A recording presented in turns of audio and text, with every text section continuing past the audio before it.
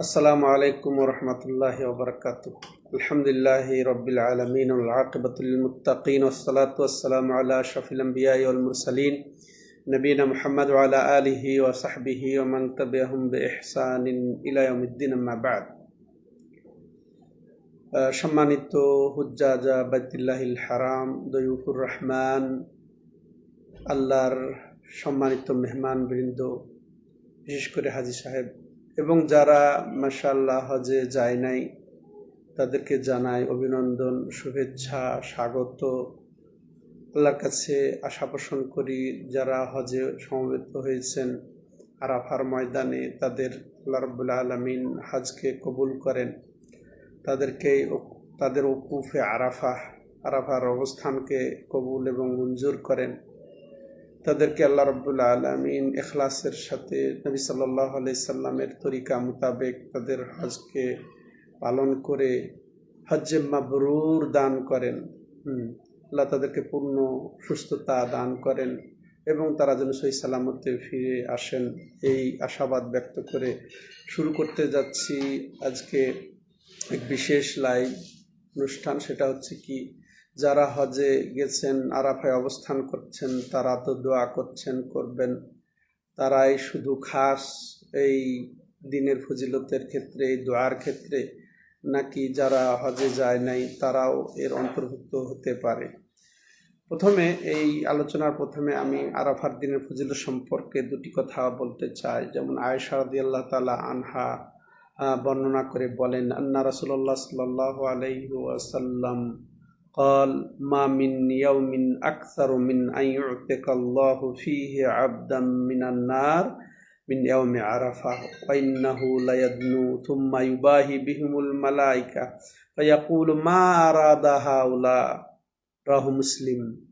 হাদিসটির মর্ম হচ্ছে যে মা আয়েশা রাদিয়াল্লাহু আনহা বর্ণনা করে বলছেন যে রাসূলুল্লাহ সাল্লাল্লাহু আলাইহি সাল্লাম বলেছেন যে এই দিনের চেয়ে, অর্থাৎ আরাফার দিনের চেয়ে আর এমন কোনো দিন নাই যে দিন আল্লাহ রাব্বুল আলামিন জাহান্নামের আগুন থেকে মানুষকে মুক্ত করে থাকেন, কোনো বান্দাকে মুক্ত করে থাকেন। এরপরে তিনি আরো বলছেন যে ইন্নাহু লা ইয়াদনু, আর অবশ্যই আল্লাহ রাব্বুল আলামিন এই দিনে নিকট হয়ে যান, বান্দাদের নিকট হয়ে যান। সুম্মা ইউবাহি বিহিমুল মালাইকা, এরপরে ফেরেশতাদের সামনে এই হাজীদেরকে নিয়ে গর্ব করে থাকেন এবং এমনকি বলতে থাকেন যে মা আরাদা হাউলা, এই হাজী সাহেবরা এই আরাফায় যারা অবস্থান করছেন তারা কি চান। আল্লাহু আকবার। এর অর্থ হচ্ছে আল্লাহ রাব্বুল আলামিন অপেক্ষায় থাকেন যে হাজিরা চাইবেন আর তিনি দেবেন। আল্লাহু আকবার। তো আমরা কমতি যেন না করি। তো আমি স্মরণ করে দিতে চাই হাজী সাহেবদেরকে যে আপনারা অবশ্যই ইখলাসের সাথে, খুব বেশি বেশি করে একেবারে অন্তরকে উপস্থিত রেখে মন এবং মুখ একত্রিত করে আল্লাহকে আল্লাহর কাছে চাইবেন।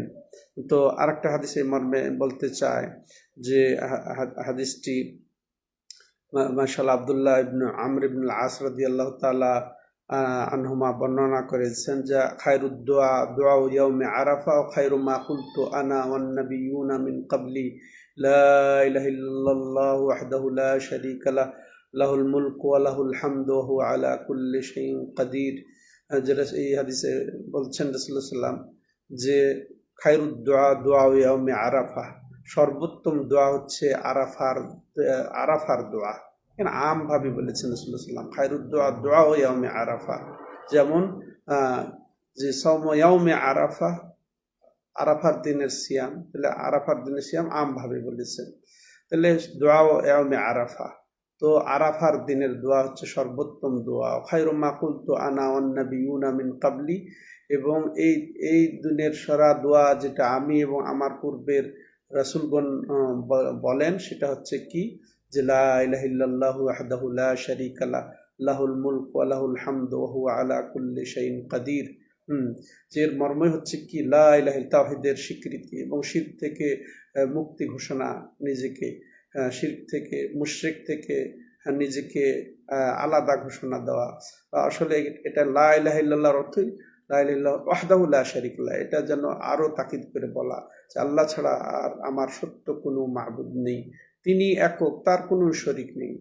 লাহুল মুলক, তারই সমস্ত বাদশাহী, এই ক্ষেত্রেও তাহিদ। ওয়ালাহুল হামদ, তারই সকল প্রশংসা। ওয়া হুয়া আলা কুল্লি শাইইন কাদির, আর তিনি সকল ক্ষমতা বান, সকল কিছুর উপরে ক্ষমতাবান। আরো বিভিন্ন হাদিসে এসেছে যে আফজালুদ দোয়া দোয়া ইয়াউমে আরাফা, যেটা তালহা ইবনে উবাইদ থেকে বর্ণিত আছে। শেখ আলবানী এটাকেও সহি বলেছেন। আগের হাদিসটাও সহি বলেছেন, যেটা সহি তারগিবে তিরমিজিতে এসেছে।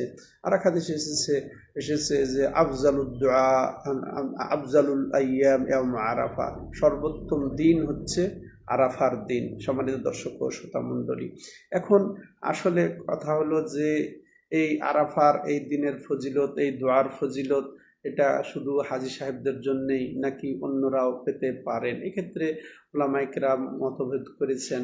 এক শ্রেণীর ওলামা বলেছেন এটা হাজী সাহেবদের জন্যে, আরো অন্যরা বলেছেন যে এটা আম দলিল, কিছু আম রয়েছে। আর এক্ষেত্রে সালাফে সালেহিন থেকেও দলিল আছে যে বিশেষ করে আব্দুল্লাহ ইবনে আব্বাস রাদিয়াল্লাহু তাআলা আনহুমা আমভাবে তিনি এই দোয়া করতেন। হজে যারা যাবে না তাদের থেকে এটা সুসাব্যস্ত রয়েছে। যেমন যেমন এই ইবনে কুদামা রাহিমাহুল্লাহ তার মুগনিতে উল্লেখ করেছেন যে কাল আল কাদিল ওয়ালা বাসা বিত্তারিফ আশিয়াত আরাফা বিল আমসারি আই বেগাইর আরাফা। তিনি বলছেন যে এটাতে কোনো সমস্যা নাই যে আরাফার ময়দান ছাড়া বিভিন্ন শহরে নগরে এই ক্ষেত্রে তারা এই দোয়া করবেন, একত্রিত হবেন, এটাতে কোনো সমস্যা নেই। যে আশা করি যে এতে কোনো সমস্যা হবে না কেউ যদি করে। এক্ষেত্রে আব্দুল্লাহ ইবনে আব্বাস রাদিয়াল্লাহু তাআলা আনহু থেকেও বর্ণনা এসেছে যে তিনি এই কাজ করতেন। তিনি হজে না গিয়েও অন্যদের জন্য এটাকে তিনি রুখসাত মনে করতেন। যেমন আহমদ বিন হাম্বাল রাহিমাহুল্লাহকে জিজ্ঞাসা করা হলে তিনিও এই কথাই বলেছেন, জারজু আল্লাহ ইয়াকুনা বিহি বাস কাদ ফাআলাহু গায়রু ওয়াহিদিন, অনেকে এটা করেছেন। তারপরে আব্দুল্লাহ ইবনে আউয়াল মা আরাফা বিল বাসরা ইবনে আব্বাস, তিনি বলছেন যে সর্বপ্রথম বাসরাতে যে এই কাজটি করেছেন আরাফা অবস্থান ছাড়াও, সেটা হচ্ছে আব্দুল্লাহ ইবনে আব্বাস রাদিয়াল্লাহু তাআলা আনহুমা। তো এটা তিনি উল্লেখ করেছেন। তো সেই হিসেবে আমরা বলতে পারি যে যারা হজে যান নাই তারাও এই সুযোগ গ্রহণ করি। আমরা বেশি বেশি করে দোয়া, বিশেষ করে লা ইলাহা ইল্লাল্লাহু ওয়াহদাহু লা শারীকা লাহু লাহুল মুলক ওয়া লাহুল হামদ ওয়া হুয়া আলা কুল্লি শাইইন কাদির, এটা আমরা বেশি বেশি করে আমল করি এই দিনে। এছাড়াও এটা দুনিয়া আখিরাতের কল্যাণের জন্য যাবতীয় আমরা দোয়া, পছন্দনীয় দোয়া, এগুলা আমরা আমল করি। বিশেষ করে রব্বানা আতিনা ফিদ দুনিয়া হাসানা ওয়া ফিল আখিরাতি হাসানা ওয়া কিনা আযাবান নার, যেগুলো মাশাআল্লাহ খুব গুরুত্বপূর্ণ দোয়া রয়েছে। আল্লাহুম্মা আতি নাফসি তাকওয়াহা ওয়া যাক্কিহা আনতা খায়রু মান যাক্কাহা আনতা ওয়ালিয়ুহা ওয়া মাওলাহা। আল্লাহুম্মা ইন্নী আসআলুকাল হুদা ওয়াত তুকা ওয়াল আফাফ ওয়াল গিনা, এই সমস্ত দোয়া। আল্লাহুম্মা ইন্নী আসআলুকাল আফওয়া ওয়াল আফিয়াতা ফিদ দুনিয়া ওয়াল আখিরাহ।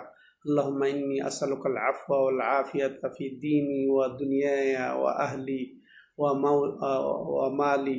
আল্লাহুম্মা আস্তুর আওরাতি ওয়া আমিন রাওআতি।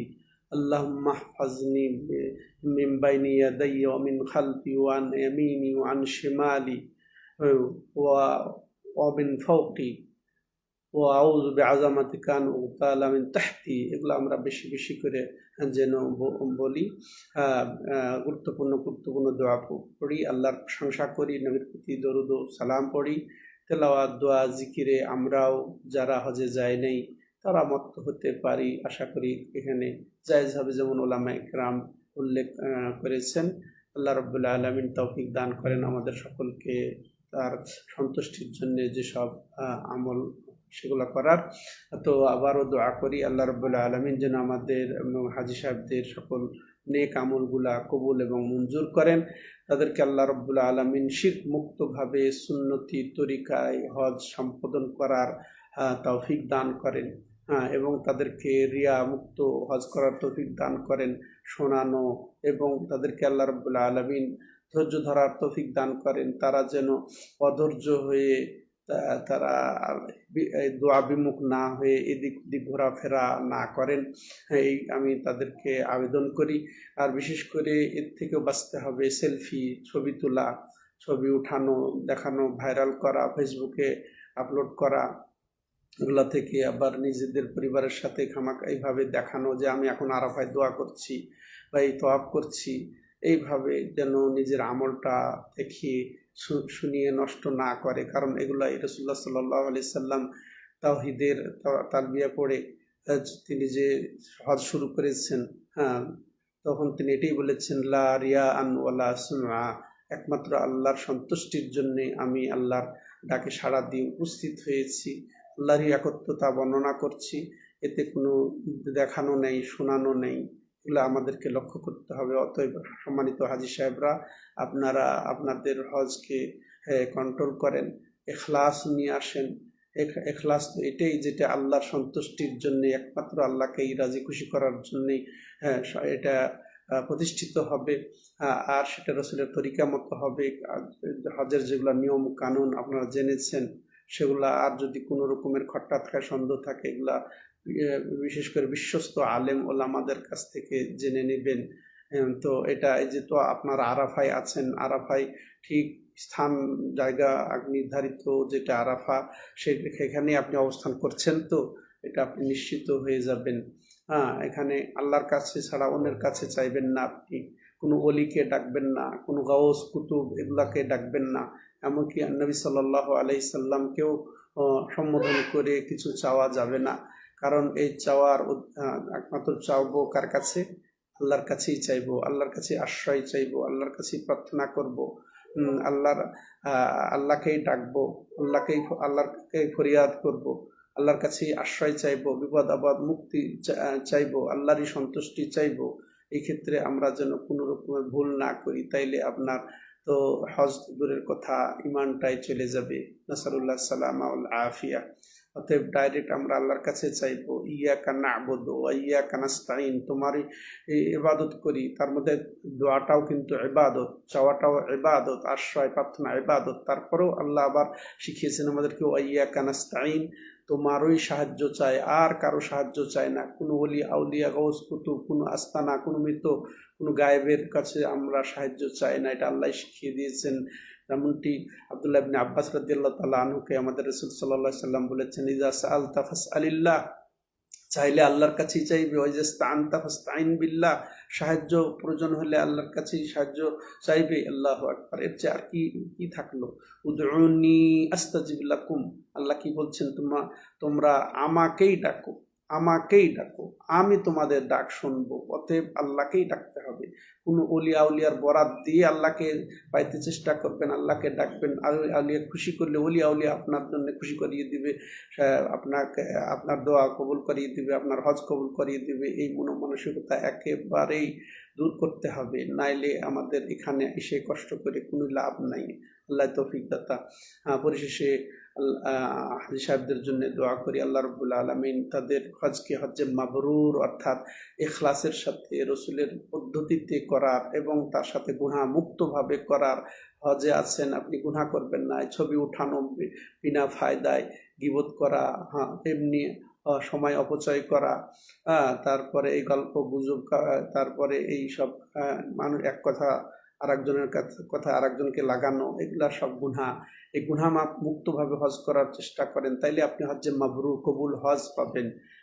তো এদিকে লক্ষ্য করতে হবে। আল্লাহ রাব্বুল আলামিন তুমি হাজী সাহেবকে এই তৌফিক দান করো, এবং আল্লাহ তুমি তাদের হজ সহ সালাত, তারপরে এই দান খয়রাত, দোয়া, জিকির, তোয়াফ, আরাফার অবস্থান, মুজদালিফার রাত্রি যাপন, পাথর মারা মিনাতে গিয়ে, তারপরে মিনাতে গিয়ে অবস্থান, তোয়াফ, সাই, এবং সব কিছুকে আল্লাহ তুমি কবুল এবং মঞ্জুর করে নিয়ে তাদেরকে মাসুম একজন নিষ্পাপ হিসেবে সুস্থ অবস্থায় বাড়ি ফিরে যাওয়ার তৌফিক দান করো। আল্লাহ তুমি আমাদের সকলের নেক আমলকে কবুল করে নাও। এই মুহূর্তে আল্লাহ রাব্বুল আলামিন আমরা আমাদের ওই বান্দাদেরকেও ভুলব না যারা ফিলিস্তিনে নির্যাতিত হচ্ছে, বিভিন্ন দেশে নির্যাতিত হচ্ছে, এমনকি হিন্দুস্তানেও মুসলমানরা নির্যাতিত হচ্ছে, এমনকি সুদানে, যেখানেই আল্লাহ রাব্বুল আলামিন মুসলিম আমার বান্দারা নির্যাতিত হচ্ছে, তুমি তাদেরই সহায় হও আল্লাহ। তুমি তাদেরকে সাহায্য করো, তুমি গায়েবী মদদে তুমি তাদেরকে আশ্রয় দান করো, এবং আমাদের চক্ষু শীতল করো, অন্তরকে জুড়িয়ে দাও আল্লাহ রাব্বুল আলামিন। যারা এই মুসলমানদের বিরুদ্ধে লড়ছে, যারা মুসলমানদেরকে মারছে, আল্লাহ তুমি তাদেরকে উচিত শিক্ষা দান করো।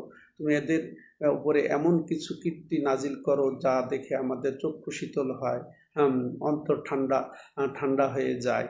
আল্লাহ তুমি তাদেরকে ধ্বংস করে দাও, তুমি তাদের মধ্যেই তাদেরকে ব্যস্ত করে দাও, তাদের ঐক্যতাকে বিনষ্ট করে দাও। আল্লাহ তুমি মুসলমানদেরকে ঐক্য দান করো, ইমানের ওপরে, আকিদার ওপরে, আমলের ওপরে, তাকওয়ার ওপরে।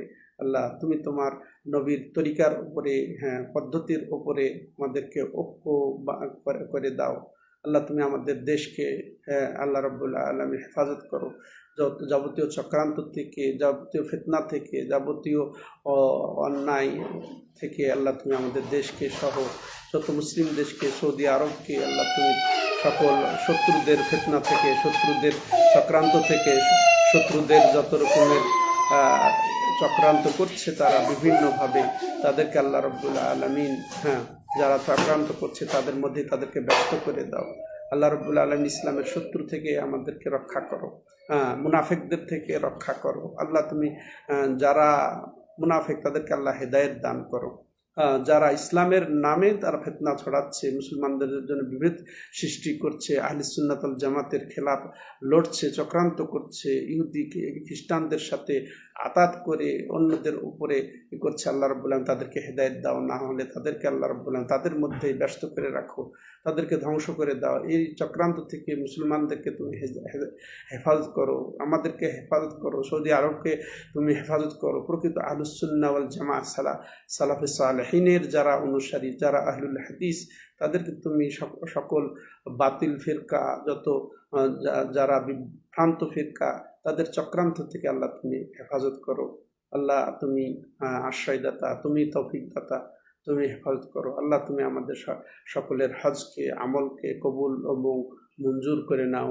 আজকে এ পর্যন্তই। হাদা ওয়া সাল্লাল্লাহু আলা নবিনা মুহাম্মদ ওয়া আলা আলিহি ওয়া সাহবিহি আজমাইন। সুবহানাকাল্লাহুম্মা ওয়া বিহামদিকা আশহাদু আল্লা ইলাহা ইল্লা আনতা আস্তাগফিরুকা ওয়া আতুবু ইলাইক।